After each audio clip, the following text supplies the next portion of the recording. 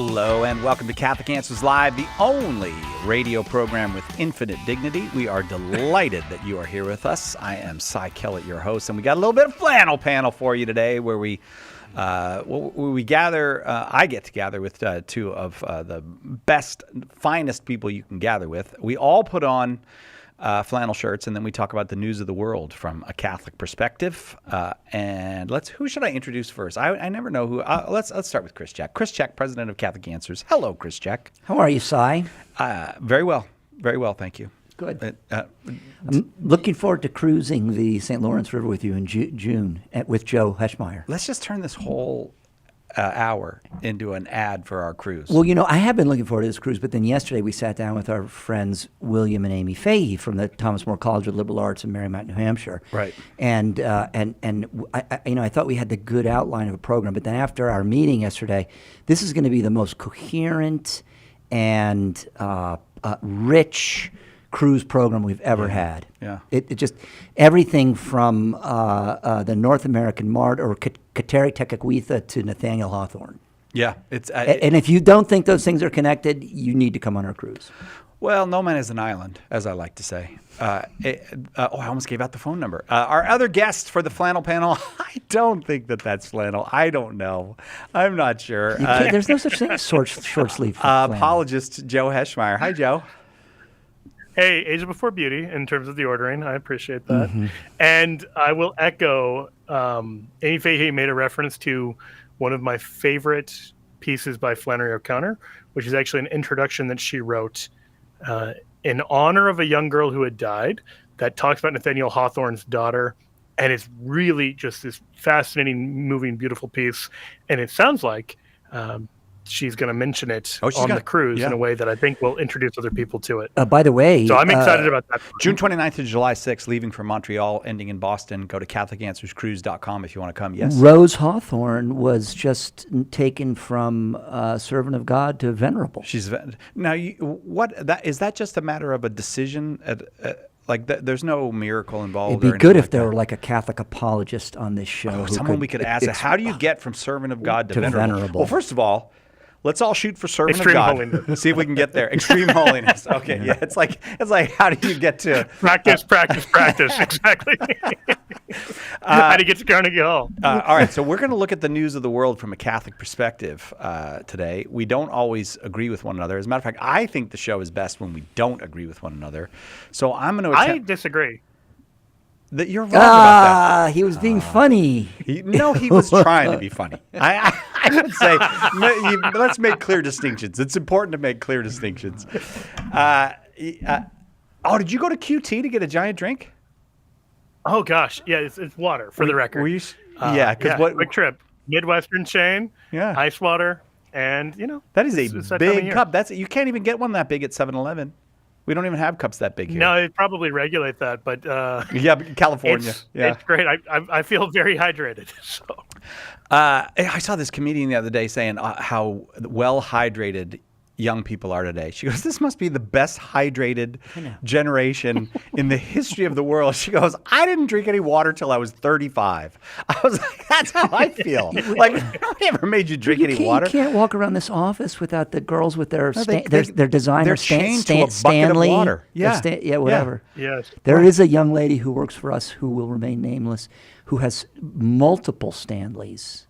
Really? That's like a luxury good. We had a Stanley that my wife is convinced got stolen.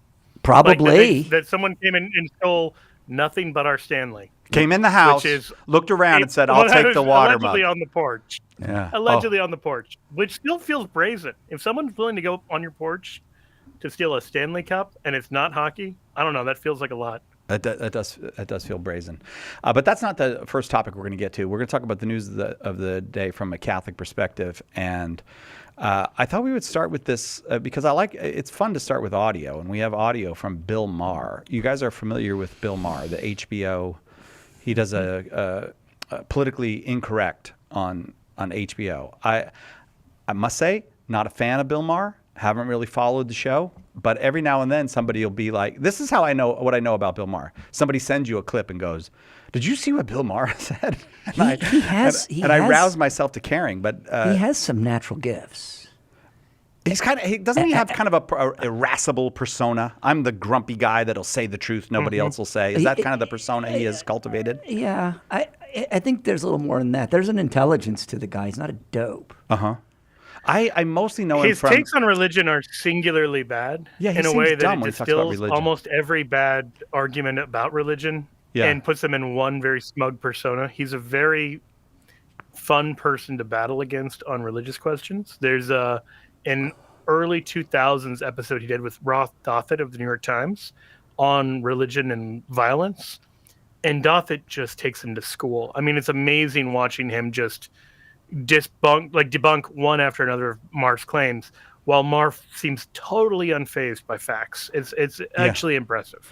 Well, I must say too, I like shows that are conversations. I know these programs are contrived, and the audience cheers for one side and boos the other side, and all that. Morton Downey Jr. kind of stuff. Right. Joe, no Joe reaction doesn't at all. He know has who no Morton idea Downey who Morton Jr. Downey Jr. is. is. Was he Iron Man? Look him up, Morton Downey Jr. He's the guy that started it all. Before there was Jerry Springer, there was Morton Downey Jr. Right, but so I like shows that have conversation on them, and I do admire that. But he has a consistency, though. does? He insists that liberals be consistent about their principles. He calls out the left from time to time about their inconsistencies. Well, I feel like we're going to be talking about the left quite a bit on this show, because there are other stories we're going to get to that have to do with media bias and that kind of thing. And there is the honorable left, and we often forget that because there is such a growth in the last, decades of the dishonorable left. Like the honorable left was a pro-life left, for example. The honorable left was an anti-war left. Now we got a pro-abortion, pro-war left. So maybe he's calling out some of that change. I think the establishment left has always been pro-war, to tell you the truth. I mean, Really? Yeah, I think there have always been students and protesters, but most of our wars were set up by liberals. Oh, that's interesting, because maybe because it's a more adventurous. Let's try something new, and war is No, something that's new. not it at all. What is it? It's liberals are busybodies, and the You gotta ultimate meddle way to be a busybody is to invade someone and try to fix them. Yeah. We have tried to fix too many people. We have tried to fix too Almost many all of them. people. We have tried to fix almost all the people. Is that Well, what you're I'm saying? just saying almost everyone we've tried to fix, that was a bad idea. Well, that's not just war. I mean, just war is not about fixing other people. No, it isn't. But that is how we prosecute war now, and have for centuries.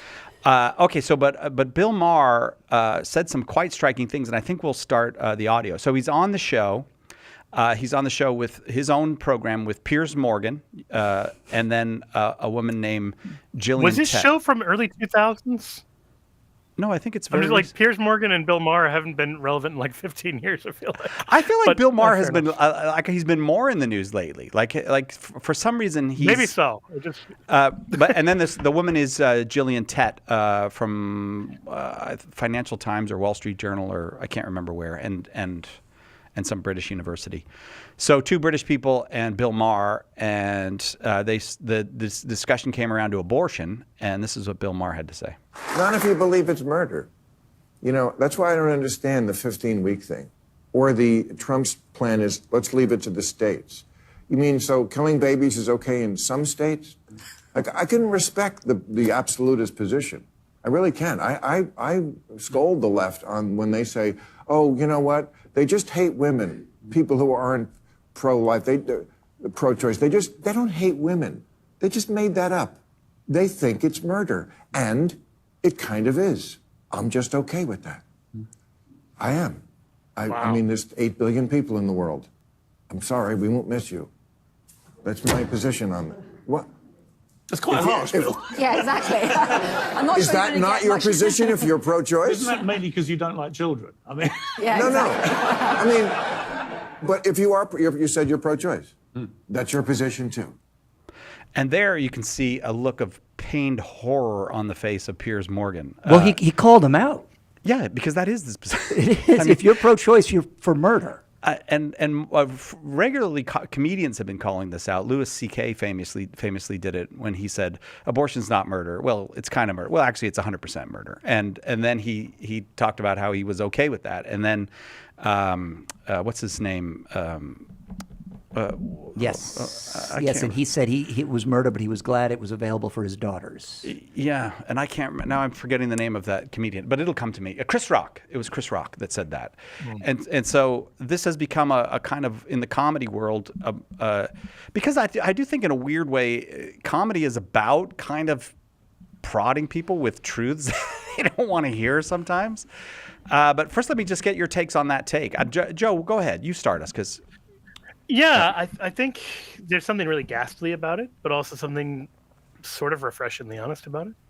That first, I guess there's 2 points. One, everyone, regardless of where you stand on abortion, should realize that there's one critically important question: is abortion murder or not? Because if it's not, then no one cares about it. Like, no one has reason to care about it. If it turns out what's growing inside of the body of a pregnant woman is just like some organ we'd never heard of that then turns into a human being kind of magically at birth, well, sorry for all the debate. We should have known abortion was okay the entire time. I mean, if you want to get a kidney removed or replaced, or I don't know, I mean, like, those things are not things that we're going to mess with your life. But on the other hand, if it isn't like that, if it's more like killing your neighbor, because that's literally what's happening, well, then we have a strong interest in regulating that, not because we want to regulate your body. I mean, in the same way that if you were regularly driving over school children in your car,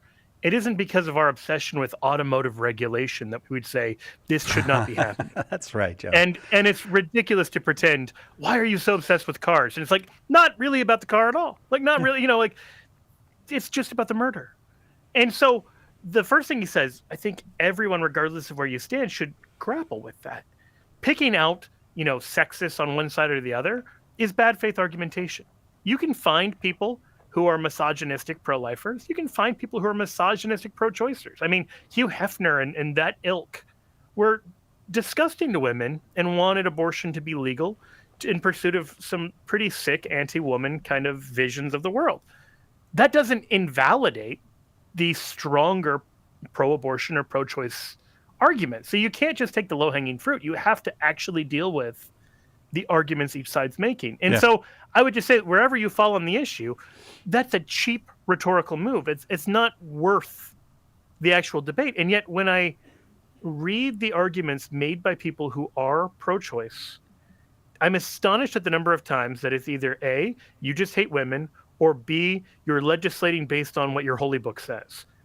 And it's like, only if you mean the thou shalt not kill part. But I thought we were okay with that being a shared moral basis. It isn't like there's some book in the Bible that has an embryological, chart that explains, when human life begins. That is a scientific question. And once science has established pretty darn conclusively that life begins at conception, okay, there's a unique human organism, scientifically. Now, there's a moral question: should you kill innocent people? But you don't need to be a Christian to get that, except apparently if you're Bill Maher. So, again, on the first part, I totally agree with him. I think it's an important, valuable point. On the second part, I do think it's striking that a growing number of people on the pro-abortion side of the question, I think it's fair to say pro-abortion here, acknowledge that this is murder and just say they're fine with it. And that is the most disturbing position one could hold. Like, the person who is delusional enough to say this is just a clump of cells, they're mistaken. The person who says this is murder and I'm okay with it has sunk beneath like the level of a dignified human argument. I just want to say, when you say it's a scientific question, I think it's important to say this. We know it's a scientific question because we can name the scientists who discovered it.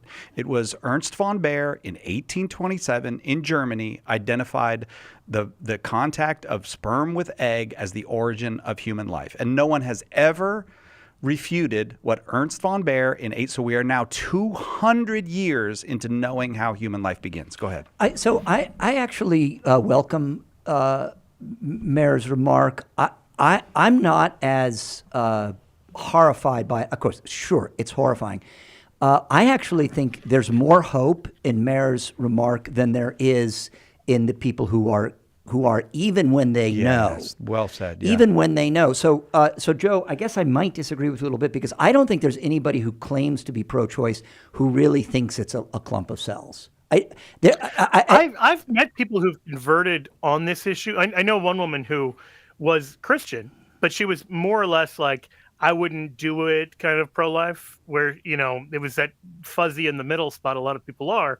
And then she became pregnant and with her first daughter and was horrified because she suddenly knew at a very experiential level that there was another living being inside of her. I think I know some people who are in that category. Well, there's Yeah, knowing it's a- and there's it's- knowing, though. There are levels of knowing, and among the levels is knowing the implications of the thing that you already know. Many of us have had this experience. Yeah, I knew that it was wrong to drive unsafely, but I didn't really grasp the implications till I hurt someone. We do that all the time. I think with human life, it isn't that complicated. But I'm going to say that it's a relatively small percentage of pro-choicers, and I understand that's a broad demographic, but who actually think it isn't a human person. At this point, I just don't. But so I think I can have a conversation with Bill Maher. Right. Yes. Because, as both of you have observed, if there's a point of departure, we agree. It's homicide. Now, you can say, Bill, it's justifiable homicide, and I can say, no, it's not justifiable. But that actually is the beginning of a conversation. But if we can't agree what the thing is, if we can't agree what abortion does or what a baby is, then there's no possibility of a conversation. So, look, I mean, he is a ghastly fellow, or he says ghastly things, but this is a he's working off of this sort of Rousseau script, and this I think informs all of his thought. If I desire something, I have a right to it. Yeah. Yeah. But I will say one thing. There was a guy that thought of that before Rousseau. Yes. You know his name? Yes, and he came to a bad end. Yes, he's that's still right. doing a lot of damage. Right. But and there's one more thing I would say, just a technical point here. It's very possible in the United States to have different laws in different states. Oh, let's take the break and come back to that, because Bill Maher challenges not just the pro-choice person by saying this is murder. He challenges pro-life people who say, I want a 15-week ban, or I want this to be left to the states. Let's take that up when we come back right after this on Catholic Answers Live. Hang on. Catholic Answers Live will return in a moment.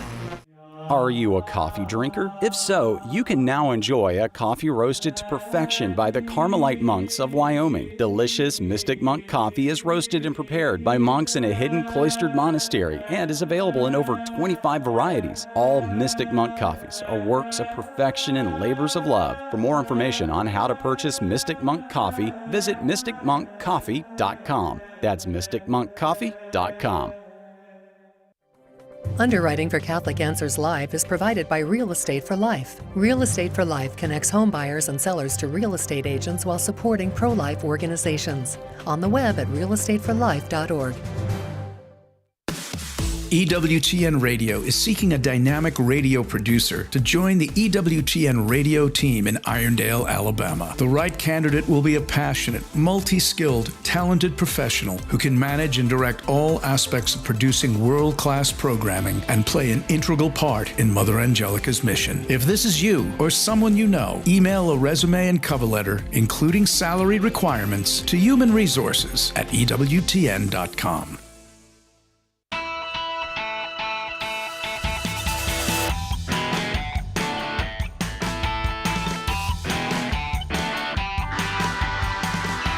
Welcome back. Catholic Answers Live. I'm Cy Kellett, your host, in studio with Chris Check, president of Catholic Answers, and joined via technology with Joe Heschmeyer, apologist here at Catholic Answers. We're all wearing our flannel shirts because it's a flannel panel where we talk about the news of the world from a Catholic perspective. Could we play just the first? I'll maybe give you a signal when to turn it off, but I want to hear what Bill Maher said. I just hear again what Bill Maher said about why have a 15-week ban? If we could just play Bill Maher again first. Not if you believe it's murder.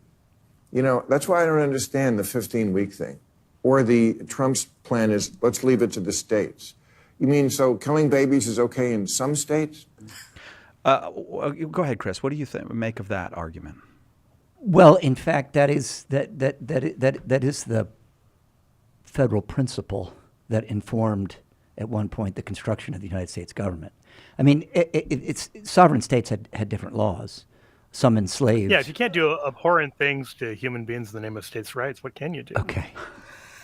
So the effect of this is that the central government grows larger and the sovereignty of the states is diminished. Well,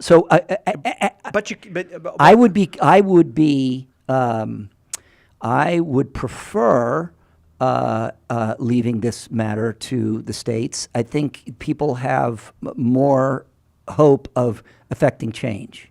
Well, that's the thing is in their state. Like I think that we can't neglect the fact that we have a voting populace, and we have to work on that voting populace. And it might actually. I mean, while Bill Maher is correct that if this is murder, it should just be illegal everywhere, in all places, and all times. There is the question of strategically, how do you get to that point? And you're going to have to convince people of that, unless you have I don't know, some kind of mind control or giant weapons. You have to convince people of this, and the way to do that is probably state by state. Yes. I think that Trump is it has come up with, or someone's helped him come up with a fairly clever dodge. But if he really believes that, then that is federalism. That is how the United States was constructed. It isn't really anymore. That's just why it kind of rings a little hollow. But isn't it acceptable? Is it acceptable morally, as far as a political movement goes, to work for incremental change if you sincerely believe you can't get absolute change? Oh my gosh, Si, you are opening the argument on the pro-life side. I agree with you. I think it would be better if half as many babies were killed. Yeah, that does seem. Joe, I wonder what your take is. Yeah, John Paul II explicitly says exactly that you can work for incremental change while being committed to all abortion, not just being illegal, but not existing. Like, you can want the complete abolition of abortion and still realize in the current political climate, here's what we can realistically get. You know, maybe it's such and such a weak ban in this state. Maybe it's something a little better or a little worse in this other state. And you are reducing, even if you can't eliminate the problem of abortion, you can reduce the problem of abortion. So we don't have to take the position that, no one's life is saved until everyone's life is saved. And so you can do, as with so many things, you in the same way that at a state by state level, you could fight for abolition without saying we have to get a national ban right away. And that can change the culture. Because one of the things I think we've kind of run headlong into the wall on here is that a lot of people said they were pro-life until push came to shove. Yeah, and then they said, I'm pro-life, but I'm going to vote for abortion to be legal. It's like, then don't call yourself pro-life. Like, get a different term, like I'm a coward, or or I believe one thing and do another. Or even if you just said I don't know.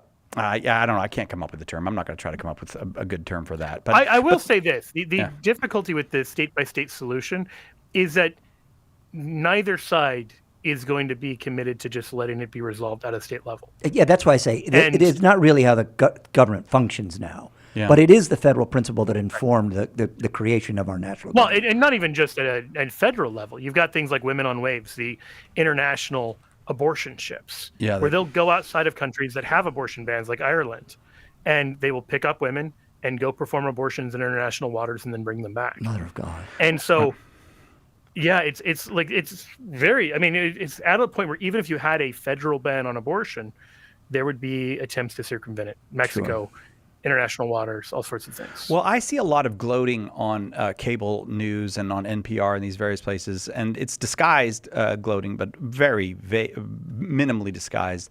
Their delight that Republicans are losing everywhere because they won. They're like the dog that caught the bumper, I heard one of them say.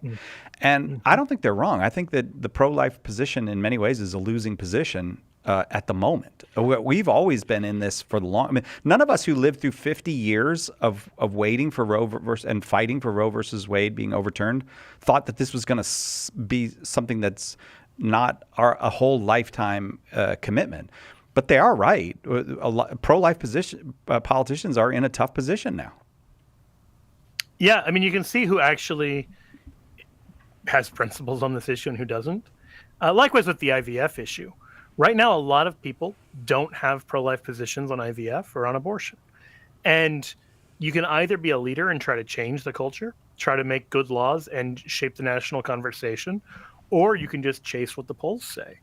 And I understand that a person who's principled on the issue might face a tougher re-election, might lose their office. But what's the point of having a political office if you can't live by principle? What's the point of having that if you can't protect the most defenseless members of the population? Yep, that's exactly right. And it will chase many people out of the political. I know there's people that won't get in now. We talked to one recently, Chris and I did. Just not going to do politics because I can't square He that was circle. concerned for his own. All right, right back. We'll continue. None of you believe. When the resurrected Jesus appeared to disciples on the road to Emmaus, they didn't recognize him until the breaking of the bread.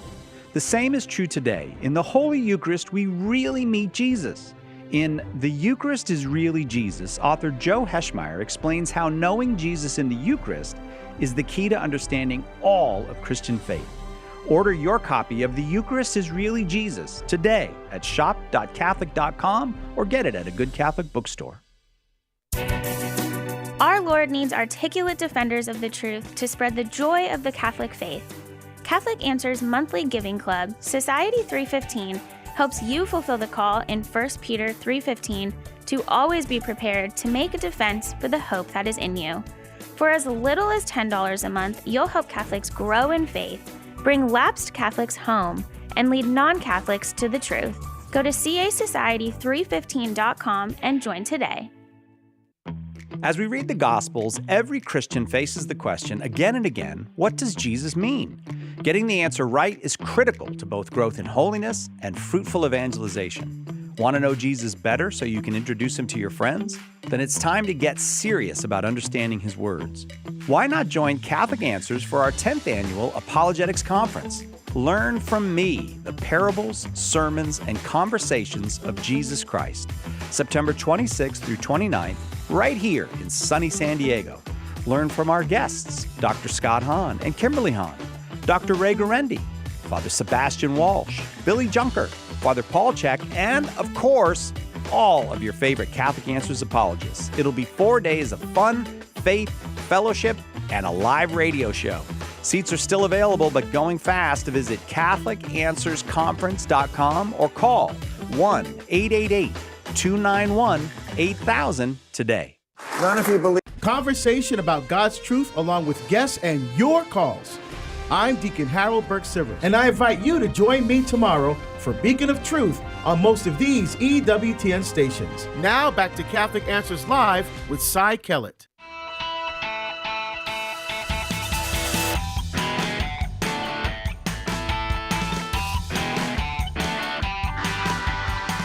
Welcome back to Catholic Answers Live. The one thing that I most appreciated out of Bill Maher's extraordinary candor, where he said, of course, abortion is murder. I'm just okay with murder. We've got too many people and we won't miss you. That's what he said. That's a paraphrase, of course, but not much of a paraphrase. That's pretty close to a direct quote. And but I did appreciate that he said, why do pro-life people always say, pro-choice people always say pro-life people hate women? He goes, they don't hate women. And like the majority of pro-life people are women. This idea that this is a war on women or something to not want to kill babies or not want to permit the killing of babies is a dumb idea, and I appreciated him calling it out. It is. I mean, it's insulting to all of the pro-life women. It's insulting to anyone with 2 or 3 functioning brain cells who can understand the complexity of the issue at hand or can listen to what the other side is actually saying without jumping to baseless conclusions. I mean, it's a silly position that I'm glad to hear him, call out. Do you think the issue carries sort of a disproportionate level of influence in the political conversation? I mean, is there really somebody who's going to say, you know what, I would be for the lower taxes that the Republican Party seems to prefer, or I would be for more protection for American man, or whatever it is. But what's really important to me is that some woman I don't know can kill her baby. So that's how I'm going to vote. Oh yeah, no, there's tons. Well, I find it's that's not the woman I don't know. Yeah, I think it's Well, it's because yeah. people make Go ahead, babies. sorry. Because almost everybody, is involved in the process of making babies in one way or another, and so it's never an abstract question to anybody. So the thing that moves me to cast my vote, you're telling me, is, so I can fornicate liberally and not have the consequences of it. But isn't that? But I think there's also a story that goes along with that, a narrative of I'm getting oppressed if you if you take this away from me. From killing my baby. Yeah, because it's related to sex. Well, yeah, and I mean, sex is the magic thing that makes everything. Yeah, I desire it, so I have a right to Gloria it. Steinem wrote on this, I think, as well as anybody did, and arguing that position, where she basically just said, look at all of these women whose lives were derailed by unexpected pregnancy. So I don't think it's even, I want abortion so I can fornicate like liberally. I think it's actually taken for granted humans are just animals and they're going to fornicate liberally. Like, people don't have self-control. They can't say no. And so therefore we need abortion, because otherwise women are going to be oppressed because they're going to be at home raising kids rather than working for major corporations like everyone's meant to. Yeah, right. Mother is happier turning a crank that increases the balance in somebody's bank. That's got to be Chesterton. It is. Yeah. Okay. I forgot something that I was supposed to do at the beginning of the show, so I'm going to do it now. We are going to do a new thing for Flannel Panel. We are going to have a live poll that anyone who is listening can participate in, and we will give the results of the poll as the show goes. And then, and it'll also help us to discuss one of the topics we're going to get to. We are going to get to talking about Dignitas Infinita, the document from the Vatican on infinite dignity. And so we have a poll question about it. And here's how you can participate in the poll question. First of all, I think Darren's going to hit the button right now, and anybody who's on the app, anybody who's got our app on their phone, it'll if you have notifications on, you're going to get the notification right now that you can participate in our poll. And if you're watching on YouTube, or if you can get to YouTube, the poll is also pinned to the live chat, pinned to the top of the live chat. You can participate in the poll. We'll get to that shortly, but I want to get that out there now so that we'll have some poll results when we get to talking about Dignitas Infinita. If you'd like to participate in our poll, either go to the app or go to YouTube and check at the top of the YouTube feed where the poll is pinned to the top of the live chat. But before we get to talking about Dignitas Infinita, which I have no idea if I'm pronouncing that correctly. I'm just I'm looking to you, Joe, for some confirmation that I was intentionally not answering. Oh, okay, all right. Yeah, no, that's fine. All right. But I want to talk about, and let me ask you both this question first of all. How do you think Jesus feels about Schadenfreude? Do you think that he again? Do you think he's against Schadenfreude? Because I'm experiencing Schadenfreude. Is that the good feeling you get when someone else experiences something bad? Yes. Yeah. And we're indebted to the Germans for this word. I mean, only Germany seems to have a word for this. Yeah. Oh, wait, you want an actually nuanced theological answer to this? Yes. So, it is okay in certain circumstances to rejoice at another's downfall if it's measured in the right way. So, for instance, if a bad candidate loses, you can be glad they lost. Oh. Not out of malice, but out of a love for the good and hatred of the evil they were trying to do. That sort of thing is actually okay. Aquinas makes like a threefold That's not what I'm having. I just want you to know. Okay. That's not what I'm having. I'm having a different kind of Schadenfreude. Yeah. No, so in the treatment of envy, he distinguishes between these kind of narrow cases where it's like, oh yeah, even though that kind of looks like envy, that kind of looks like Schadenfreude, that's actually fine. But then there's the other stuff, which it sounds like you might be experiencing. Well, I'd like to bring up a story about National Public Radio. And for those of you around the world... Oh, I thought your Schadenfreude was somehow related to infinite dignity. Oh, no. We're going to get to infinite dignity. Okay. Which, by the way, sounds to me like one of those big United States military operations. Operation Infinite Dignity. Operation Infinite Dignity. No, I've been at NPR for 25 years. Here's how we lost America's trust. And as I was about to say, for those of you listening around the world, we have a thing in the United States called National Public Radio, which is propaganda for the extreme left paid for by the American taxpayers. And Many times on this show, we have made fun of National Public Radio. And it is actually one of my favorite pastimes because they say the looniest things. They have been cheerleading for moral decline for decades. Particularly, the most irksome thing is the absolute refusal that any negative word be uttered against the transgender ideology. They will not tolerate anybody saying, is this a good idea? You know, just if you shrug your shoulders and go, yeah, then you are the Antichrist if they believed in Christ. And so Uri Berliner, a former member of the NPR family, 25 years of reporting, came out and said, Oh, I think he still works there. Oh, you do? You have not seen the news today. Oh, okay. He was shown that. Well, I'm not. I was surprised. Okay. Yeah, right. he criticized his beloved NPR, and his criticisms are very interesting. I recommend this article to our listeners. You can read it in the Free Press. That's Barry Weiss's media outlet, and Barry Weiss, of course, is famous for leaving the New York Times because she said the New York Times wasn't interested in news anymore. They were just interested in pushing propaganda. So she started both of these are left-wing people. Neither of these is a right-wing person. These are left-wing people who have gotten sick of media outlets who are not just left-wing. I mean, Uri Berliner says he's very comfortable being a left-wing person.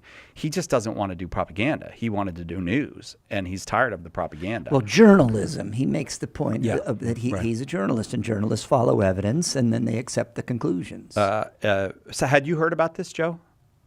Had you heard about this? I actually had read his original article. I didn't hear about the follow-up. Oh yeah, so then he was suspended by NPR, and then he resigned today from NPR.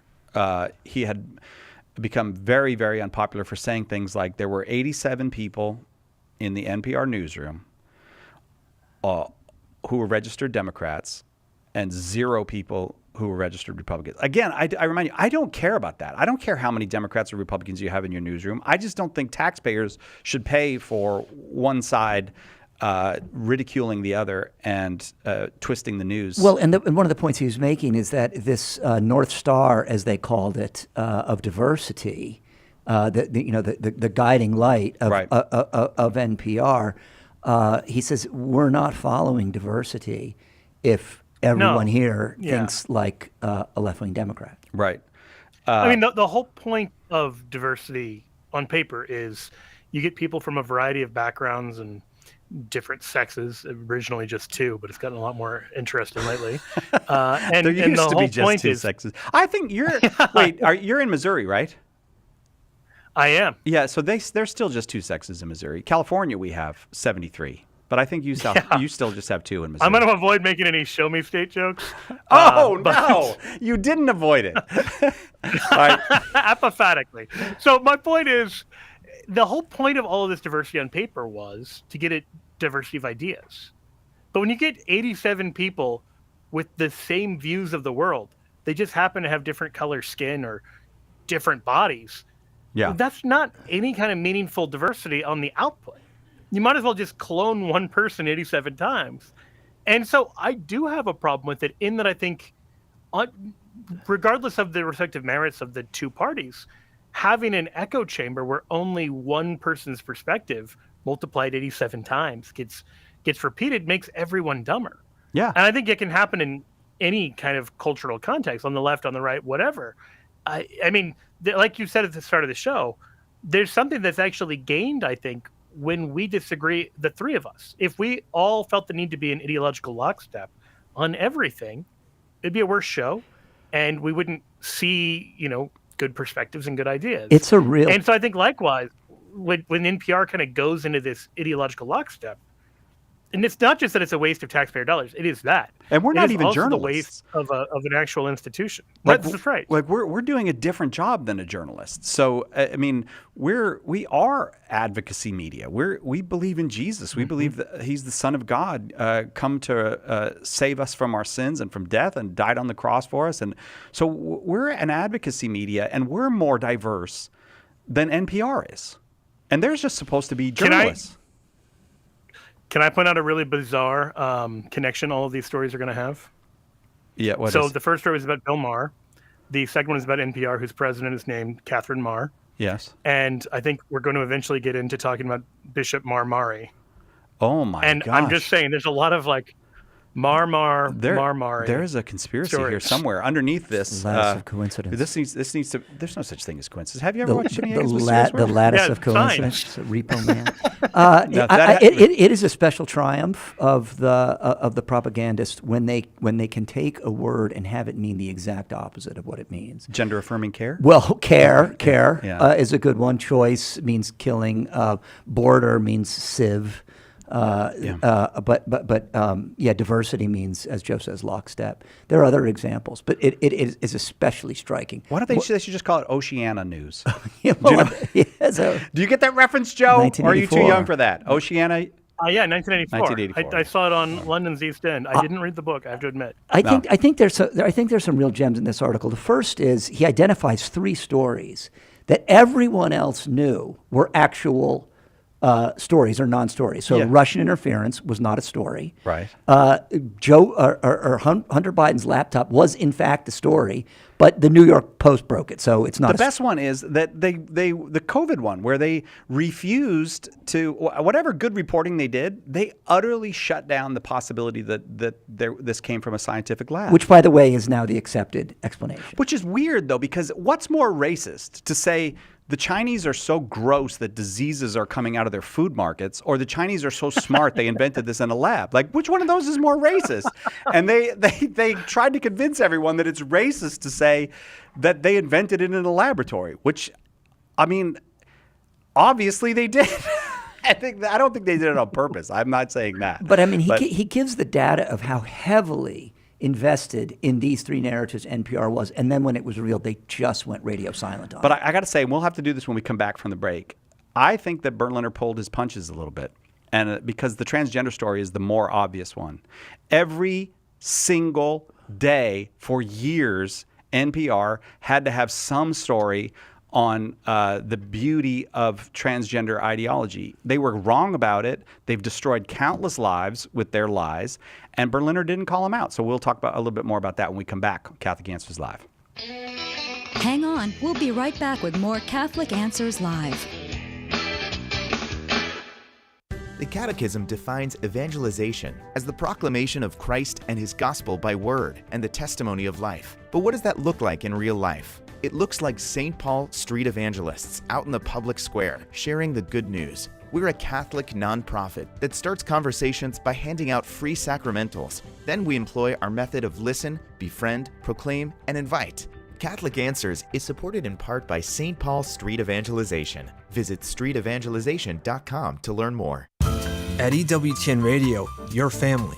And because you're a part of our family, we value your opinions on what you hear on EWTN. You can call our listener comment line 24/7 at 205-795-5773. We value your comments, your questions, and any suggestions you may have to make EWTN Radio even better. 205-795-5773. And thank you for listening to EWTN Radio.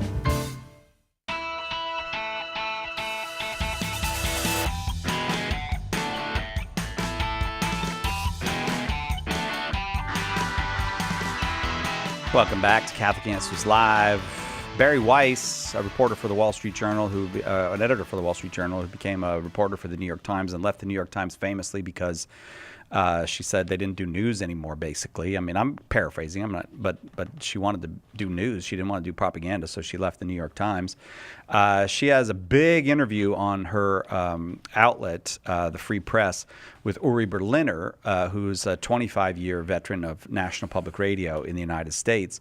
And Berliner is very brave and it did, in fact, lose his job over this, and I'm sure lost many friendships and all that. So I don't mean to imply that I didn't mean to imply before we went to the break that I hold him in low esteem for having done this. I just didn't think that his emphasis on the Russia thing, on Hunter Biden, and on COVID, and then he also got into the DEI stuff. He did a deep dive into their DEI stuff. I think the most scandalous thing that NPR fell for, the most scandalous foolishness that they fell for, was the transgender nonsense, which is now being debunked everywhere that it's been tried. But you said he did mention it. Well, in the he article. says there that they were specifically instructed not to use the expression biological sex. So we're supposed to pretend like there's no biology. Right, Yeah. right. So, but that's as far as he took it. Well, Barry Weiss. It's quite an admission for a guy it's extraordinary. who's It been really breathing is. that air for as long as he has. And I hope he gets $1 billion book deal out of this whole thing because it's really brave what he did, actually. Barry Weiss, however, in interviewing him at the beginning of her interview, she said, "How did NPR lose its way? Why and how did it change? And why are so few brave enough to talk about it in public?" And I thought, she doesn't listen to the flannel panel.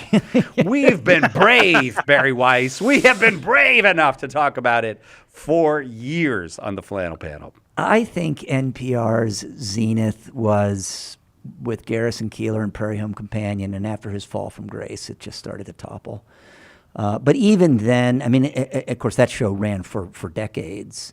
And the NPR that was when he started and when he finished had already come well down this path. He kind of tacks a lot of this to COVID and George Floyd and Trump, and to be sure, it picked up steam. But I would like to see a similar piece of reporting, by the way, from someone who was at the Fox News channel back when Pat Buchanan and Michael Kinsley had Crossfire, or if you go even further back to when Buckley had Firing Line. or there was a local show in D.C. called Agronsky and Company, and there was a time, actually, left or right, where the political discourse was intelligent. But isn't it weird that now it's not just a matter of there seems to be something in the water about not just winning arguments, but utterly delegitimizing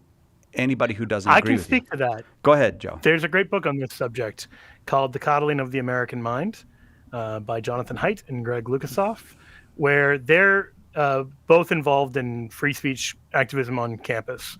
Lukisoff's a libertarian. Haidt is like a moderate liberal. And so neither are writing, from the right, as it were. But they were saying, until about 2015, it was regularly them and the students teamed up against these overweening administrations who wanted to protect people with the PC speech codes from the 1990s and all this.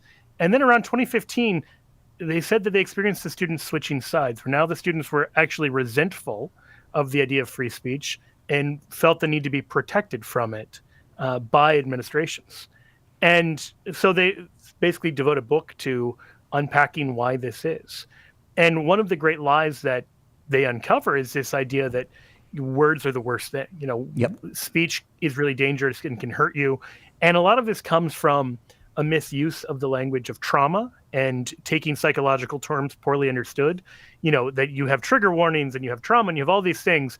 And so the idea is like, well, you don't want to expose someone to a controversial idea or figure because that might traumatize them. And so out of a well-meaning attempt to protect people, you have even things like the anti-bullying movement that really instills this fear of mean words. And so you have a generation raised thinking that's like the worst thing that can happen. And in the more extreme cases in the 2010s, you see students resorting to physical violence because that's not the real violence. Bad ideas are the violence. So you can use whatever self-defense you need to run a speaker off campus if they have different thoughts than you. And this is just like a bizarre place to end up. I don't think this was where the people pushing these ideas intended the culture to go, but we absolutely experienced it. But more than that, they also identify a sort of overbearing approach to parenting. And so there's a slogan in the beginning of the book that we've tried to live by in our house, which is don't prepare the road for your child, prepare your child for the road. And so for a whole range of reasons, parents have been more cautious and anxious now. And so Jonathan Haidt, when he does public speaking, will ask different generations how old they were when they were first allowed to walk to and from school. And the older generations, it's like 5. And then it's like 8. And then, if at all, 5. I was 5 walking to Kindergarten, school. yeah. And I had to walk across a busy street. Wilson Lane. No, I didn't live near Wilson I had to Lane. walk across Wilson Lane. It had a double yellow line. Yeah, I actually am still kind of mad at my parents about this. Like, they made me walk across a really busy street. Yeah. I mean, I became a tough and capable individual who lived a fruitful life, but I'm still mad about being made to walk across the street. Go ahead, Joe. Sorry. So for the I'm glad you spoke into this. For the younger generation, it's the teenage years when they're first allowed to walk anywhere without their parents. I mean, there are cases of the police being called for a family in which the 12-year-old was left at home babysitting their younger siblings. Man. A 12-year-old. That's insane. Like 12-year-olds, even in my generation, were doing babysitting. Like people would pay them to come watch strangers' kids. Yeah. And so the point they make is if you are entering college, having met the developmental milestones of a 5-year-old, it's not a shock that you need a whole range of support systems to feel like you can navigate into the real world. And this is the number one driver for the exploding cost in college. So when you look at the increased costs of college, so only about a third of colleges are even profitable, which is shocking given how insanely expensive they are. And then you look at where the increased costs have gone, and it's almost all administration. There's not a lot more teachers. The teachers aren't making more money. You have actually a growing number of adjuncts making very low wages, and a ton of different people who are in various ways responsible for coddling and babysitting your kids because you didn't help them experience the real world. That generation, now they're getting out into the real world and they're terrified by the idea that you might have a different view as them. Now, I'm speaking in very broad generalities. If you want like a more nuanced take, read the book. But I would point to that and say there is a huge problem that is it's not just a political thing. It's a real failure to equip the generation coming up in the world. That's what we have to remember is it's not their fault. These 18-year-olds, 19-year-olds who can't handle anything, it's not their fault. They were raised wrong. I mean, wrongly, I know is the word, but they were. A whole society failed them. It raised them in front of a television that terrified them about what was out there in the world, and it did not equip them to deal with the real world. And it didn't say, when you're 8 years old, you can walk to the store and buy something and come back. I mean, go ahead. Right. Take and your meanwhile, cousin with like you they're or in something. front of screens with social media that have been shown to produce exploding rates of anxiety and depression. Yeah. So these are anxious, unhappy, unprepared kids who are being sent out into the world, and we see that like there's and now they're all running NPR. Right. I mean, I think they actually are running NPR. I think those are the people who are running it. I got to do this, Joe. Running it into something. All right, our quiz question. I mean, our it's not called a quiz. What's it called? What are we doing? A poll question. Our poll question, because now we're doing live polls during the Flannel Panel show, which I'm super excited about. And the question is, did you read Dignitas Infinita? Did you read it? And we have some answers in, but you can still participate in our poll, and I'm going to tell you what the choices are in a second. But the way you can do it is just go to YouTube, and you go to YouTube, and in the live chat, it is pinned at the top. Can they still go to the app, or just go to YouTube? All right, just go to YouTube. The app is really busy. Go to YouTube. Pinned at the top of the live chat is this question: did you read Dignitas Infinita? And here's your choices: yes, all of it, some of it, didn't read it, and final answer, didn't read it, but I have a strong opinion about it. Those are your choices. Go and vote now. We're going to take a very quick break. We'll continue with the Flannel Panel. And if you're like, man, I enjoy this show. I enjoy this Flannel Panel. This is a very intelligent conversation. I wish I could hang out with these guys on a boat. Have a beer with them. Just go to CatholicAnswersCruise.com, CatholicAnswersCruise.com, and find out about the big cruise. All three of us will be there. We're going to do a live Flannel Panel on the boat. It's called a ship. I know it's a ship. Just go to CatholicAnswersCruise.com, find out about it. June 29th, we're leaving from Montreal. We'll go to Quebec. We'll also visit Quebec. And Halifax, Halifax, Nova Scotia, Sydney. Bahaba, Maine, and Boston. We'd love it if you'd come. Cy Kellett's birthplace. We're going to drive. No, I wasn't born in Boston. Oh. I was born in Philadelphia. I was born in the Philadelphia Naval This Hospital. explains so much. Yes, Philadelphia. All right, right back with more Flannel Panel. Take the quiz. Go to YouTube. Take it. We'll be right back after this on Catholic Answers Live.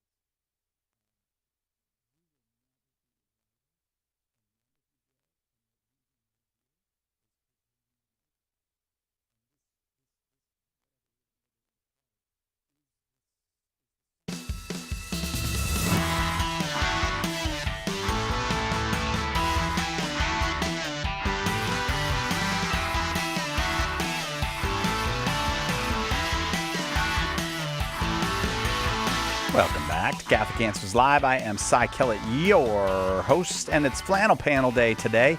That means Chris Check, president of Catholic Answers, is here. Joe Heschmeyer, Catholic Answers apologist, is here. Why are you cracking up, Joe, as I'm doing the introduction? What did I do wrong? People in the comments on YouTube are really upset that I'm wearing a short sleeve plaid instead of an actual flannel. and I'm just going to be honest with everyone. You're lucky I got that close. I forgot it was Flannel Panel when I got dressed. It has a pattern at least. At least it's not a solid color shirt. Aren't you at your house, or are you at the office? I'm at the office. Oh. Cy actually has several flannel shirts. We have flannel shirts that we keep here at the office. Joe's got flannel shirts. I see what you're saying. See that roll top desk behind you that's just a prop? Yeah. Why don't you just open that up and throw some flannels in there? And then if it comes up 10 seconds before the show, throw one on. Boom. I've got a quick story about The Office. So yesterday, my kids got to see The Office for the first time. And my 2-year-old was very excited. And he comes and he looks around and he asks about Zach, who's our video guy, who came out and set up The Office. Is this where Zach was living? That makes sense, though. Yeah, Zach moved out so you could have your office there. Yeah, kids are exactly. smart. So I like that he knew Zach's name, knew there was some connection between Zach and The Office, looking like it does. Well, he was living there for a time. Yeah, he did live for a few days while he set it up. Zach does fine work. We're lucky to have Zach. And Zach is a dad now. Can you believe it? That is wild to me. Zach is a dad. I know. I've known Zach since he was not a dad. Yeah, there we go. We're going to get to Dignitas Infinita. And I'm going to the most important thing with any papal document is to you found out where the accent falls there? Because I think you were calling it infinita. No, I didn't. I'm just varying it up so I know one time I'll hit it during the show. But the most important thing to know about any papal document is what did CNN have to say about it. So we will get to that, but I want people to take the poll first. Just go to YouTube, go to where we are broadcasting live now on YouTube, and pinned to the top of the live chat, you can just take the poll. Did you read the document Dignitas Infinita? And the answers are yes, all of it, some of it, didn't read it, and didn't read it, but I have a strong opinion about it. Those are your choices, but we'll come back to that. I want to take a quick minute to mention what happened in Australia with a bishop of the Assyrian Orthodox Church, which is a church that's very, very close. As a matter of fact, it'd be very hard for people who don't know those communities to know quite how close it is to the Chaldean Catholic Church. People from the same communities are in those churches, mostly from Iraq. Their rites are identical. Right? And so often you wouldn't even know which one you're in. One has a relationship of union with the Holy Father, and the other does not. But my understanding of the story is that mar is the word for bishop, and I think it means other things too. But so he's a bishop in the Assyrian Orthodox Church. He's preaching.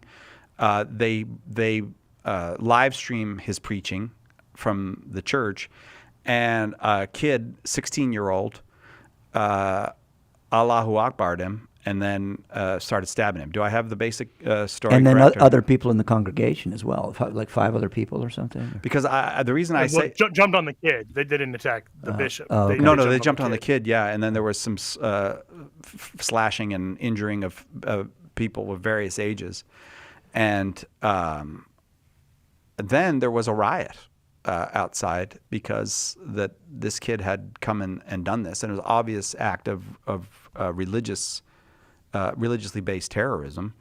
So it took a while to get that news out, though, about what had happened. But I guess because it happened on the internet, people found. People were sharing the actual video of the attack on Facebook. Am I correct or incorrect about what was yelled? Oh, I think it's explicit. That's right. In fact, he later said that the bishop was making fun of his God or something, or his prophet. He dishonored his prophet. I think the bishop has been very critical of Islam in the past. Yes, yes. And this young boy said this bishop had dishonored his prophet. I can't imagine why a bishop who lived through the ISIS period in Iraq would be critical of Islam, but it's a horrific thing. One of the things that we do want to say we have prayed for the bishop here. We certainly pray for our brothers and sisters in the Assyrian Orthodox Church. We know about the close community shared between the Assyrian Orthodox and Chaldean Catholics, and we have an enormous and really fun, beautiful, vibrant Chaldean Catholic community here. It's the second largest in the United States. Yeah, Dearborn, Michigan, I think is is that right? Dearborn, Michigan, somewhere in Michigan. That's right. Yeah.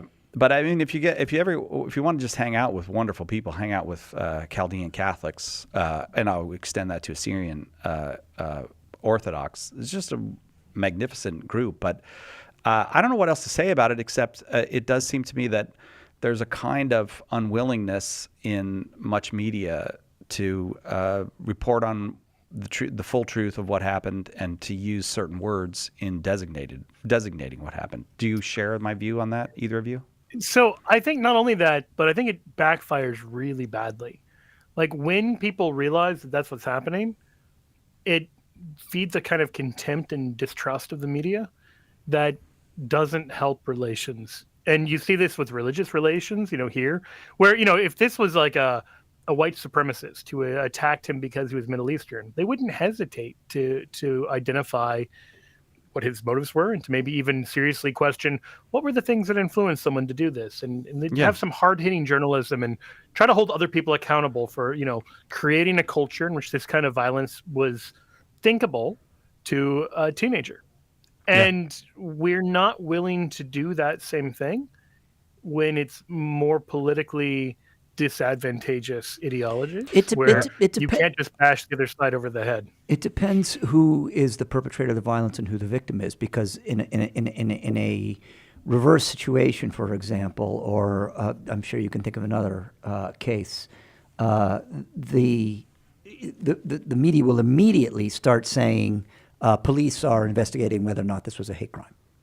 Yeah. So that is an early part of the narrative when there is interracial violence or interreligious. But I would even go farther than either of you have gone. If this was a transgender kid who got attacked by a Christian, for example. Oh, for sure. Number one story, every news organization in the world. There's nowhere where that's not the number one story. Well, I mean, this was the case. And the headline would be like Christian attacks transgender. It would not be teenager attacks random person. Right. So they would make that the narrative.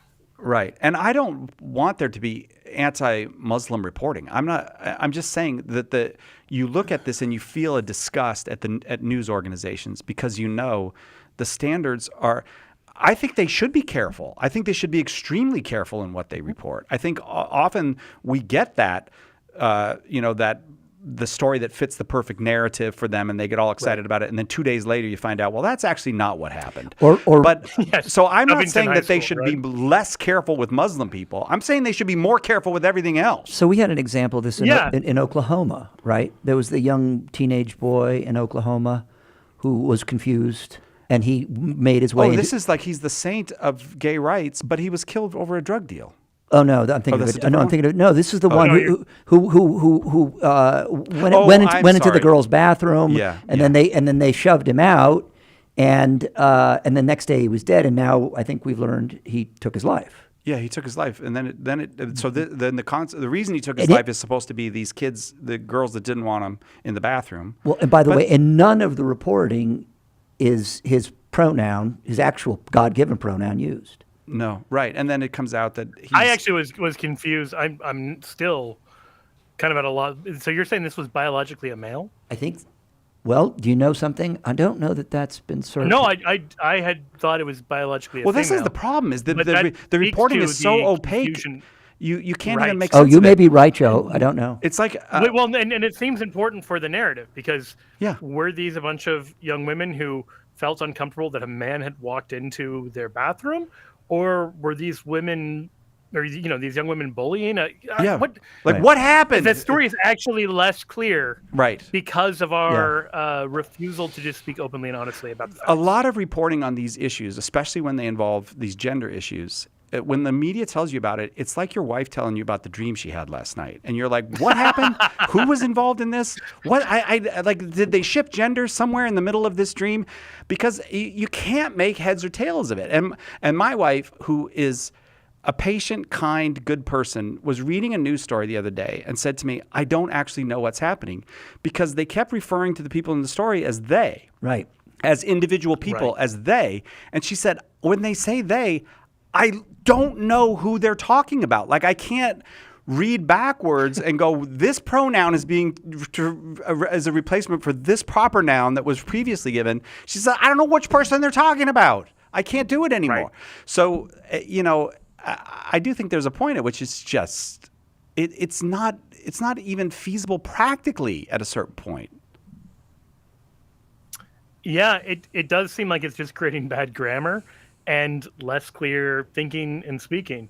I mean, I know everybody likes to talk about George Orwell, but Orwell had a lot of great things to say about how if you want bad ideas to flourish, make English less clear. Yeah, take control of the language. You see that in 1,000 different ways. So that kind of war on language isn't just pedantry. Like, caring about clear language, it really matters for clear thought. It's Alice's. Because, if you can't make distinctions, you can't think clearly. It's Alice's very famous. It's Alice's very famous conversation in Through the Looking Glass with Humpty Dumpty. That words mean exactly what I say. What I say. The only question is who's to be master. Who's to be master? Right. Words are. Right. That's true. That words, they can just become the site of a power struggle.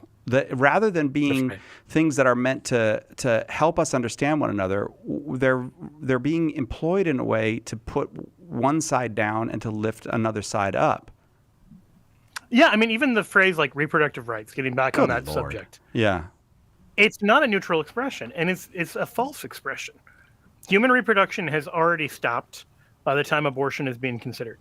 Reproduction is the creation of a new human organism. That is done at the moment of conception. You can fudge that by calling the entire 9 months of pregnancy reproduction. That's not really biologically true. And doing that obscures what it is we're actually talking about. No, they should call it like what you calling it abortion. You're just stopping stopping a pregnancy. Gestative rights. They should call it gestative rights. Gestative rights. I guess I can see why that hasn't caught up.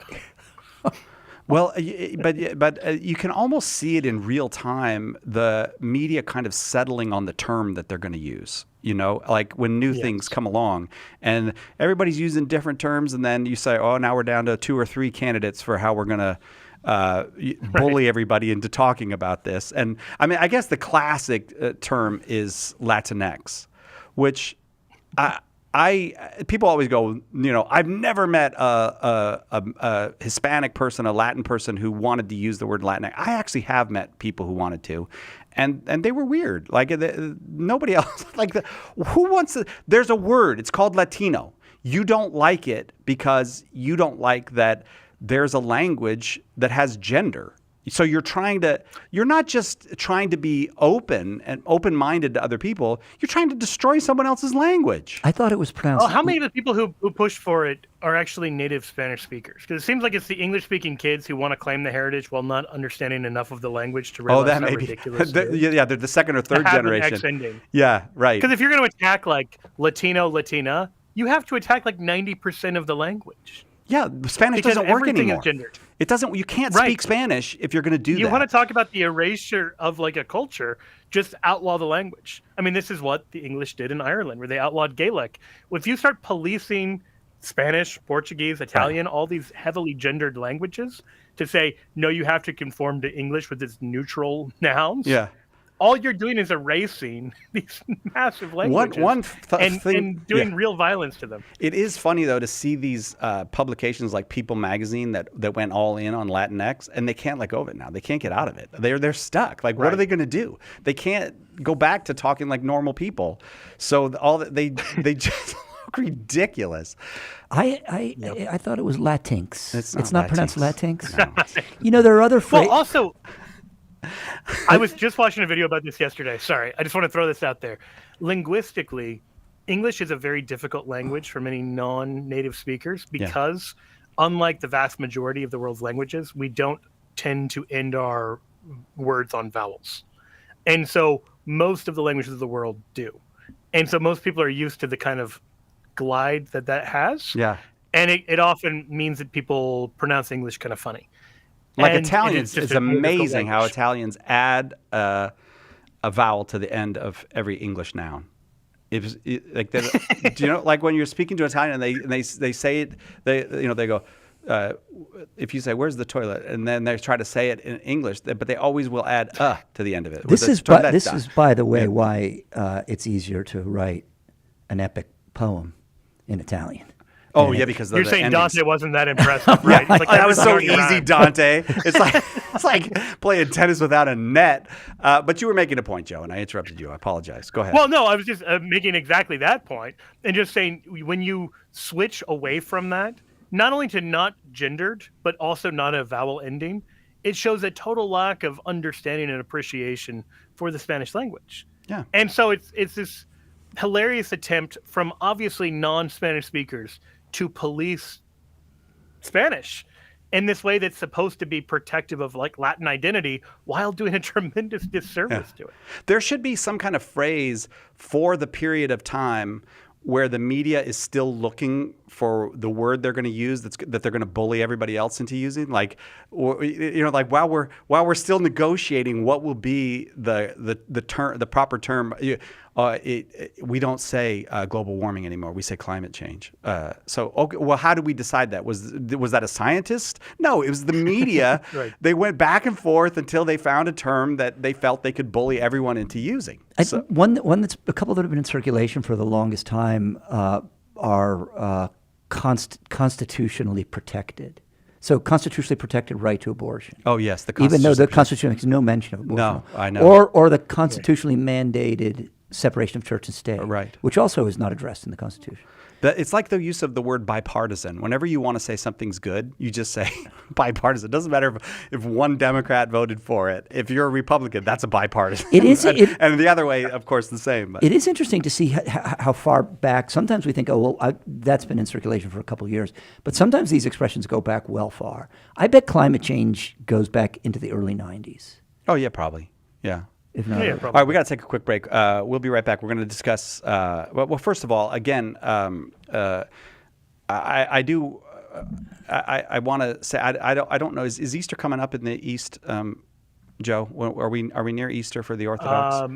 I thought it was May 5th. I'll double check that right now. All right. Well, we'll certainly pray for the Assyrian May 5th. Orthodox community, and that peace will reign, and that all those people will be healed, and for the. I want to say young man, but really the boy who committed this horrible crime, that the light of Christ will bring healing to everyone. We'll be right back with more Flannel Panel on Catholic Answers Live. Stay with us for more Catholic Answers Live. Underwriting for Catholic Answers Live is provided by Magnificat. Published monthly, Magnificat features texts of daily Mass, prayers, articles, meditations, art commentaries, and more, in step with the liturgical rhythm of the Church, on the web at magnificat.com. This is Jim Pinto, Director of EWTN Media Missionaries.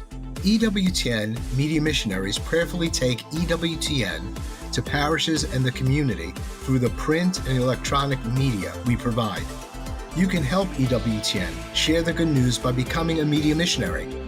Visit EWTNmissionaries.com today and join us in sharing the eternal word with the world.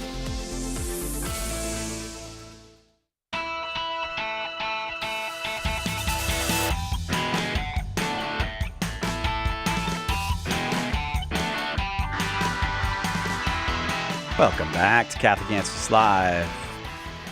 Pope Francis is the Pope and the head of the, I got to get my terminology right, the dicastery for what is it? The DDF? The dicastery for the Doctrine of the Faith? Doctrine of the Faith. He's not the head of that. No, but is... I mean, ultimately. Cardinal, well, he is, yes. This is how the sentence was supposed to go. Let me try it again. Pope Francis is the Pope, and the director of the DDF is Cardinal Fernandez. Oh, okay. And that's how that sentence was supposed to go. And Cardinal Fernandez has put out 2 declarations, which is actually somewhat rare, as the head of the dicastery.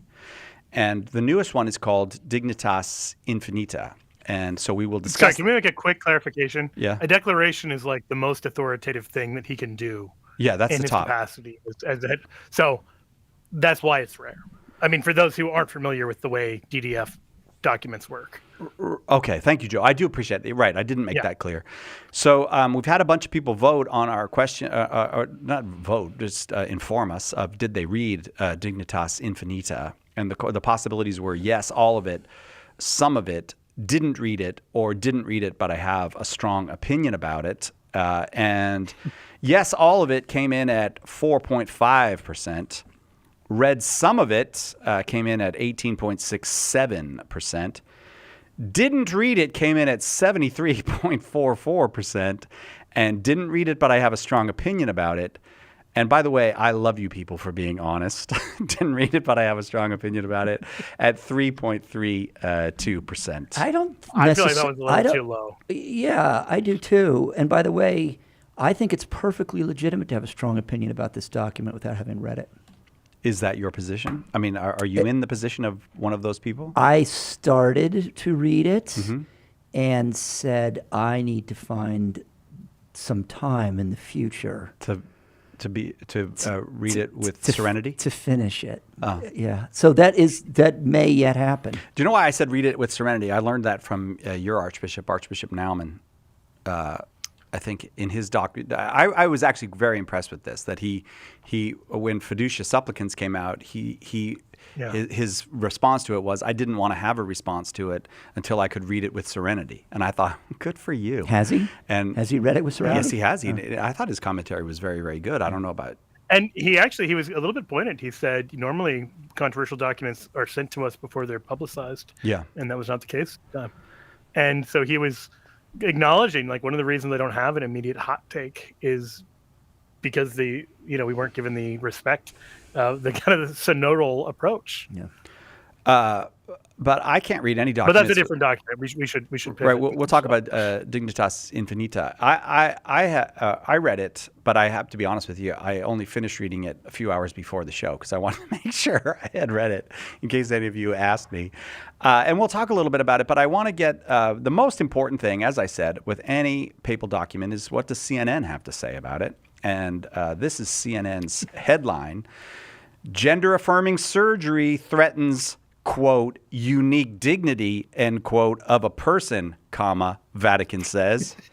I like that they put the air quotes around not gender-affirming surgery. No, they put but the idea that humans have dignity. Nailed it, Joe. That's exactly right. Like gender-affirming surgery is just taken to be a fact. But the fact that a person has unique dignity, that outrageous idea from the Middle Ages, we'll put that in the sneer quotes. By the way, the Vatican didn't use the expression gender-affirming surgery. They didn't. No. That's not what they said. Well, no, but CNN is using it. So, they're quoting the unique dignity part, but they're just applying their own heavily politicized buzzwords. I mean, very much our prior conversation.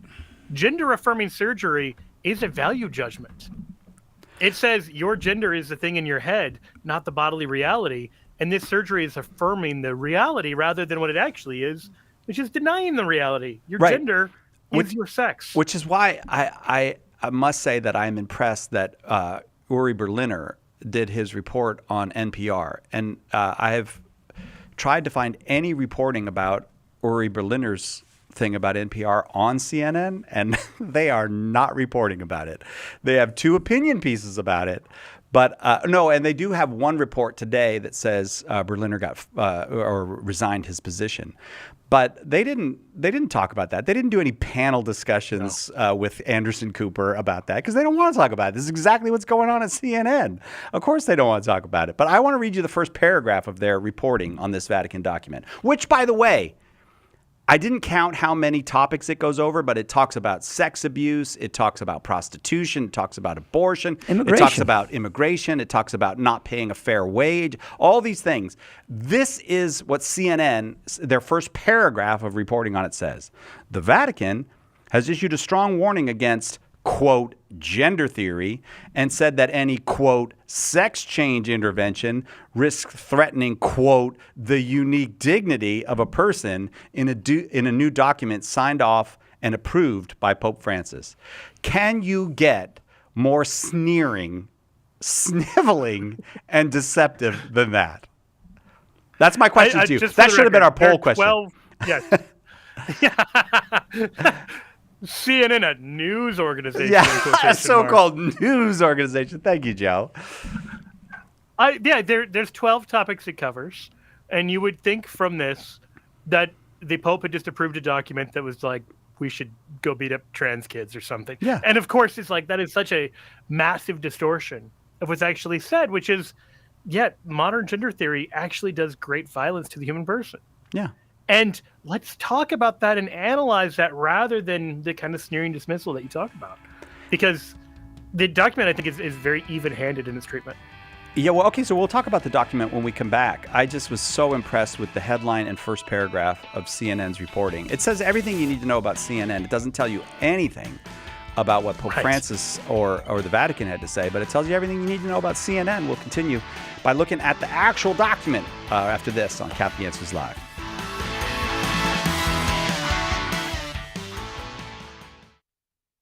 This year, the Catholic Answers Conference turns to the parables, sermons, and conversations of Jesus Christ. Join special guests Scott and Kimberly Hahn, Dr. Ray Guarendi, and an all-star lineup of speakers September 26th through 29th.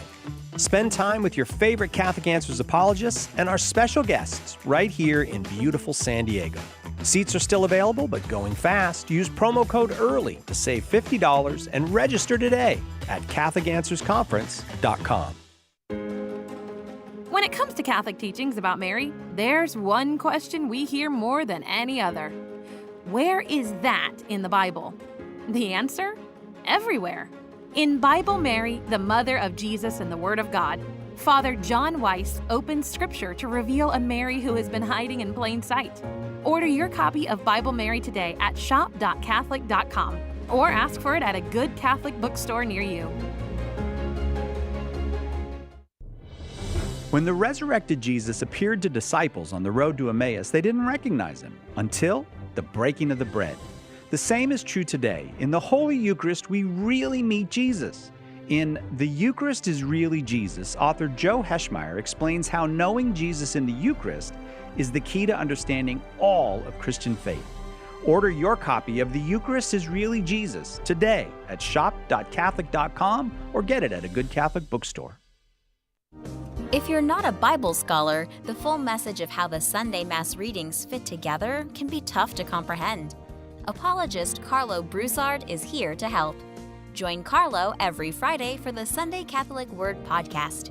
In each episode, he unpacks the scripture readings for that Sunday and brings them all together so you can better understand and defend the faith. Visit SundayCatholicWord.com to subscribe. That's SundayCatholicWord.com. Conversation about God's truth along with guests and your calls. I'm Deacon Harold Burke-Sivers, and I invite you to join me tomorrow for Beacon of Truth on most of these EWTN stations. Now back to Catholic Answers Live with Cy Kellett.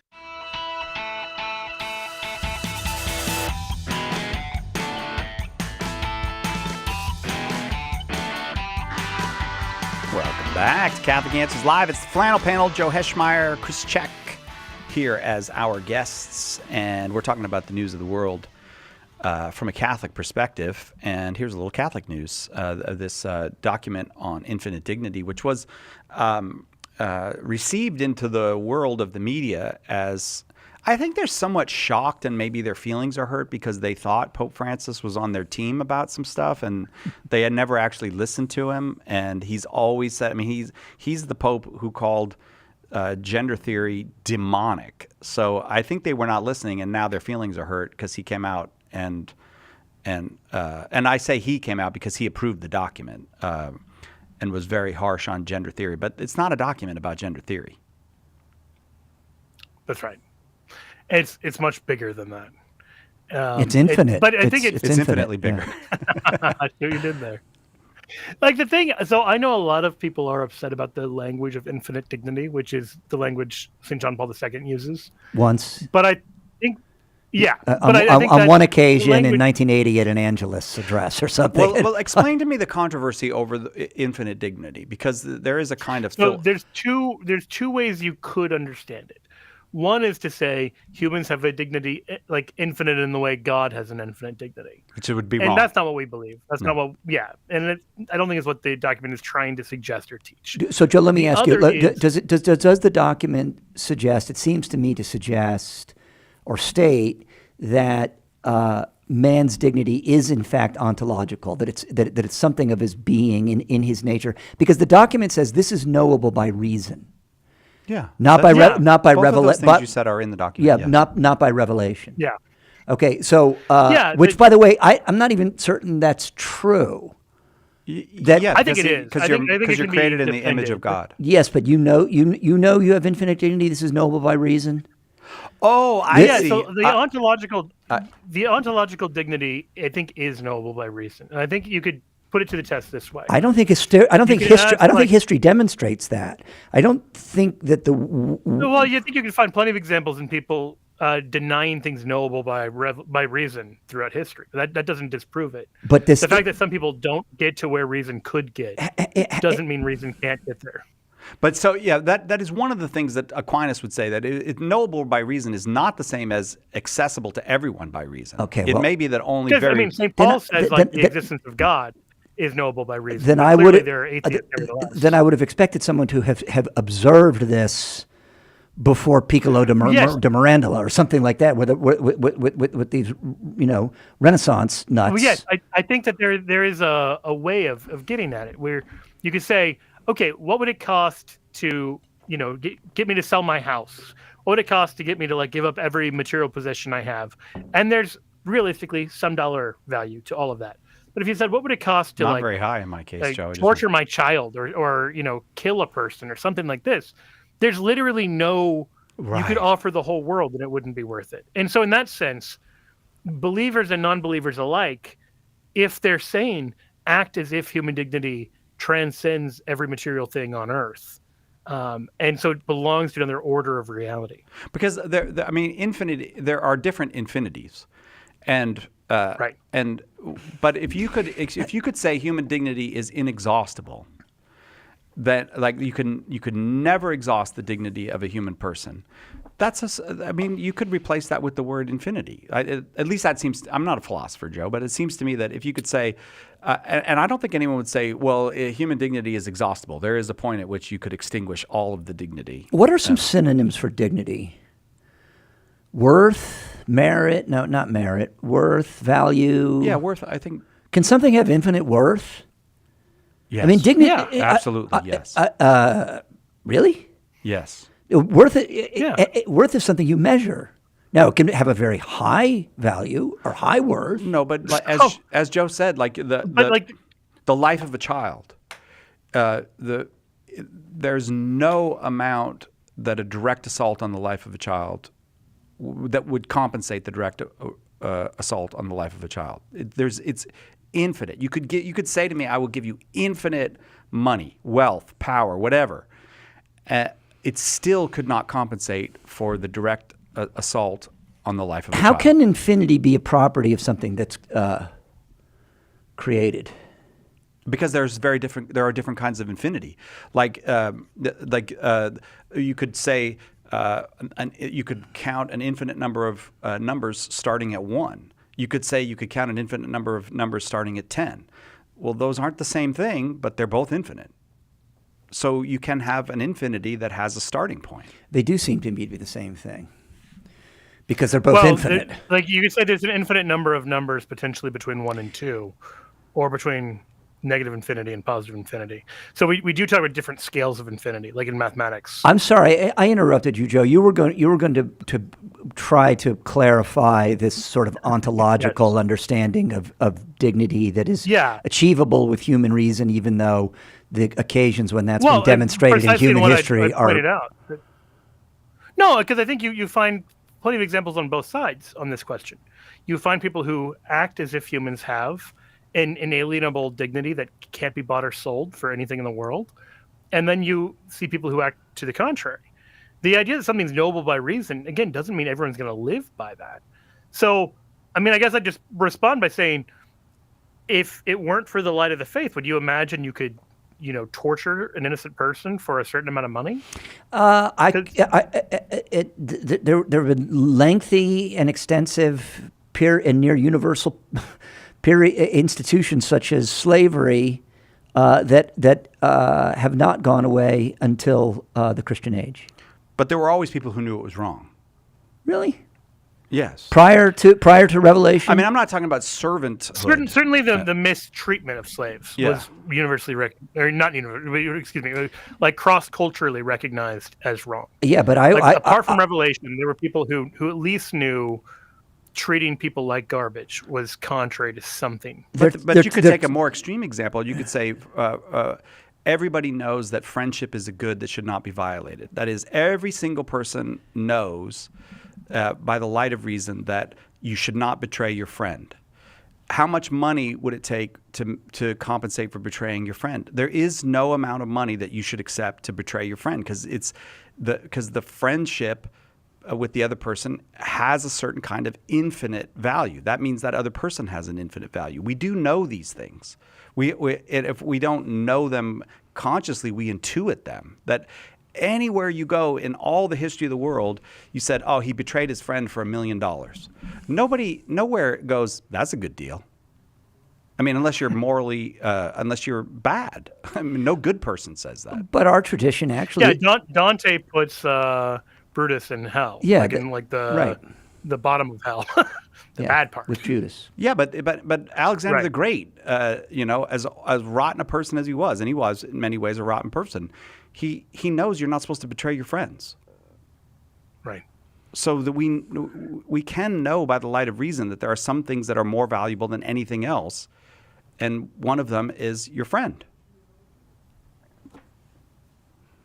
So yeah, maybe there's another way of saying that besides infinite dignity, but it seems to me that it's pointing to a reality that is knowable by reason, which is that there are some things that are at the appropriate level of the material world where you could say, is there a certain amount of money I would part company with my pet so you could, kill my pet? Yeah, I'm sure there is. I don't have a pet, probably for the best. But how much you I get wouldn't for do him? that to... Yeah, actually, no answer. But I wouldn't do that with my family, right? And anyone who doesn't get that difference has something wrong with their human reasoning, to the extent that even we treat our dead better than we treat living animals.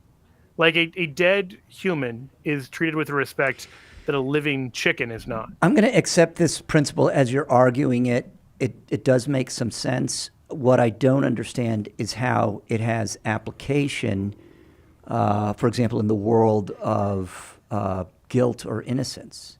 If someone is guilty of a capital crime, he's surrendered some of his worth.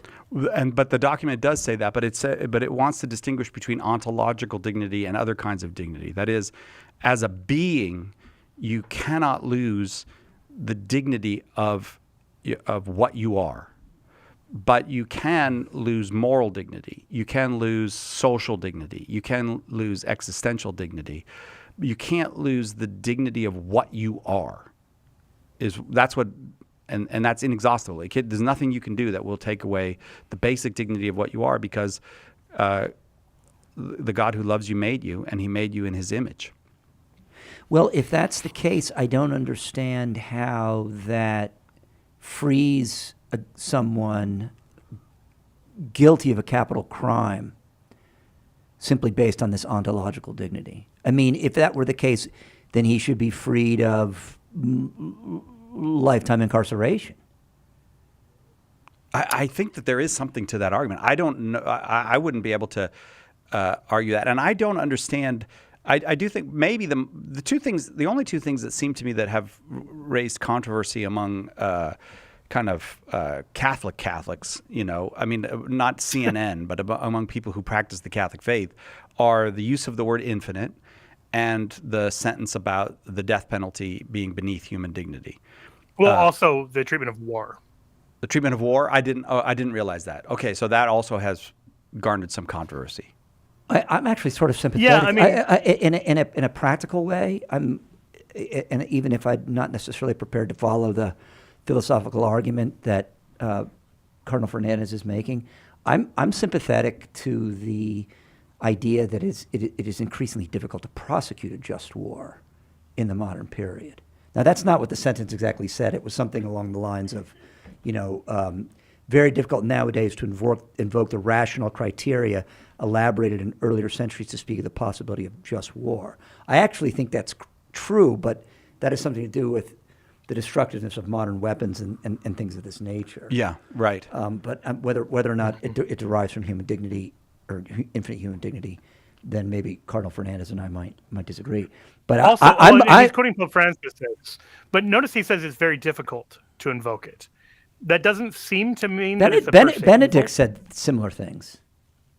Yeah, he was kind of a peacenik. John Paul II said similar things. Yeah. Right. I mean, I'm not troubled by the just war stuff. I don't like man being the measure of all things, which is the is that? I hadn't thought about that. Which is the vibe I get from this thing. Oh, okay. But full disclosure, you've read more of it than I have. But no, I didn't see that objection because my kind of lens that I was reading it through was that the folks at the Vatican would say that the primary contribution, I think, that Christianity has to make to public discourse, other than the proclamation of the good news, but where we want to participate as on the level of reasoning with other people, reasoning together, is to remind people of the dignity of the human person, because that's the primary thing that's getting damaged by modern modes of living. So that's an offense against the human person, but the more fundamental problem is the offense against God or his law or his natural law. I mean, I have an easier time with the natural law than I do with human dignity. Because the transgendered thing, first of all, offends against God. It offends against his law, and that actually, to me, is abundantly self-evident. I see. I didn't pick up on this. I keep interrupting Joe because I think if I can go ahead, Joe. Actually, my plan is if I keep talking, then he won't be able to, make this coherent argument, and then I'm going to look foolish. But in the end, let me ask you this, Joe. Does the natural law argument, is it given too short a shrift in this document, or because? That didn't even occur to me. Doing natural law stuff in a very particular mode. Okay. So I think there's a reference early on to the UN Declaration of Human Rights. And if you know the backstory behind that, the Catholic philosopher Jacques Maritain is really influential in putting forward what's basically natural law. But what it's trying to do, I think, is to say, because it's a UN document, saying kind of no matter how we get there, whether it's from revelation or a coherent theory of natural law, or some other route, we can all agree that these important things are contrary to human dignity and shouldn't be done. And this is a really important step in human rights law and international law, and trying to create a kind of moral framework with which we can have a civilized conversation, for lack of a better term. And I think this is trying to show that, A, this is still true and there are new threats to this with things like gender theory, and B, that ultimately this human dignity that people kind of intuitively grasp is rooted. Pope Francis says the wellspring of human dignity and fraternity is in the gospel of Jesus Christ. That if you have, from reason, realized there are some ways that it's immoral to treat another human being, regardless of religion, the Holocaust is wrong, all of those things. If you can say, let's start at that point, well, that points to the fact that humans have a God-given dignity that wouldn't exist if they were merely a product of evolution.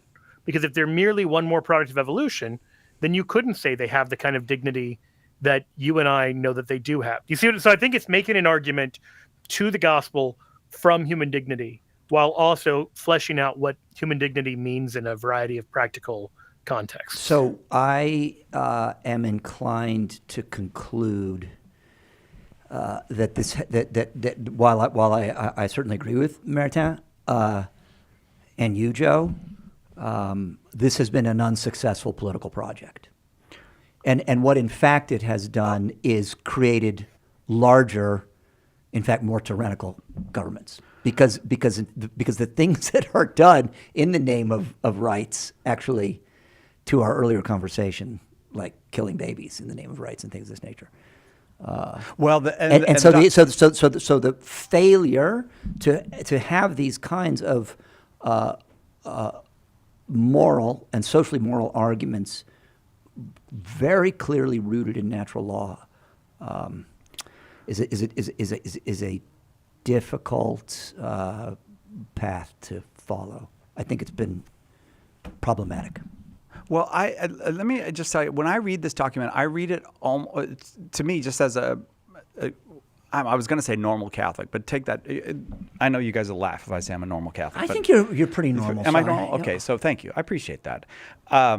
It seems to me You almost like like a cookies. document that's going to, the intent of the document is to help Catholics know how to talk to the world about these things. So here's how a Catholic talks about immigration. Here's how a Catholic talks about sex abuse. Here's how a Catholic talks about abuse of workers, and it's almost like a catechism of dignity, kind of like here's and the thing that holds it all together is this basic idea that, you know, there's 3 reasons that a Christian believes a person has dignity: because they're made in the image and likeness of God, because Christ himself became a man, Very important. and because our destiny is communion with God. And if we hold those things about the human being, then every human being that we encounter becomes not just, you know, somebody who's in our way, or, you know, won't go fast enough at the checkout line, but they become a thing of unspeakable, shocking value, infinite value, as a matter of fact. So I almost feel like this thing is a primer on here's how you talk about these things with a modern world.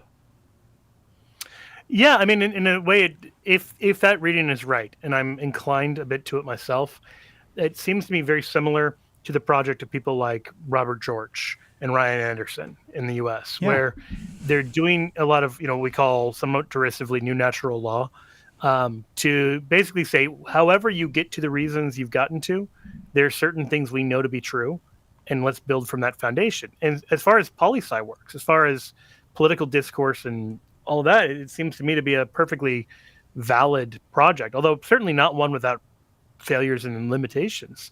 I guess in that way, it seems kind of a piece of something like Donum Vitae. You know, John Paul II has actually plenty of documents on, you know, the gospel of life and on the gift of life, and trying to speak the truth of the gospel into very complicated political and modern situations. Well, I'm on the record as being not a great fan of John Paul, his writing style. What? But I got to say, I mean, I'm a fan of the man, and of his thinking. Just his writing style bothers me sometimes. But I think he writes more clearly than this document. I honestly don't read this and go, well, that's all helpful because of the shining clarity of it. I do feel it's helpful. I did come away feeling that it's helpful, but literary critiques aside, let's take a quick break and we'll come right back with more Flannel Panel on Catholic Answers Live. You're listening to Catholic Answers Live. Beyond Damascus with Dan DeMatte and Aaron Richards is our show for young adults. Everybody's talking about encounter. Everybody's talking about that mountaintop experience. What we fail to often talk about is what happens after, what happens beyond that Damascus moment. Jesus Christ is calling all of us to be missionary disciples, disciples of Jesus who are on mission to bring the kingdom of God here and now on this earth. Beyond Damascus with Dan DeMatte and Aaron Richards, Saturday at 8 Eastern on EWTN Radio.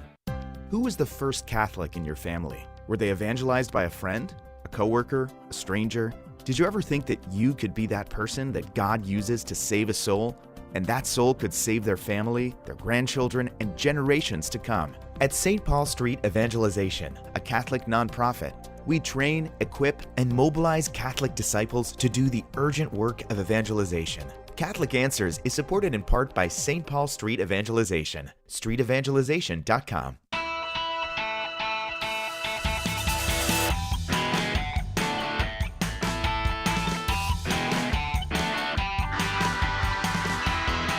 Welcome back to Catholic Answers Live.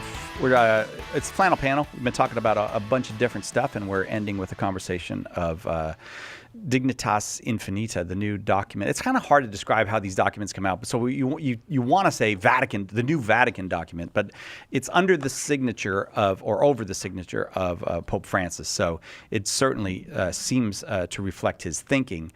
One thing we didn't get at is it gets very specific about some things, and I thought that's very helpful. Like there's a whole paragraph on surrogacy, for example. We didn't just leave this in the realm of the theoretical. Like, okay, here's all this big talk about dignity, but what does that mean as far as surrogacy, which the world seems to have accepted surrogacy, right? And endorsed and embraced. The immensely worthy child becomes a mere object, it says. Yeah, it's a kind of slavery. Doesn't our friend Layla Miller equate it with... Does she say that it's kind of slavery? Yeah, well, or human trafficking. She calls it human trafficking. But I think I've made this point on this show before, but I do find it very funny is maybe not the right word for it, but grimly ironic that the people dressing up as like Handmaid's Tale characters, because it's like the only book they've read since high school, are seemingly unaware that book presents in its dystopia basically surrogacy. Yeah.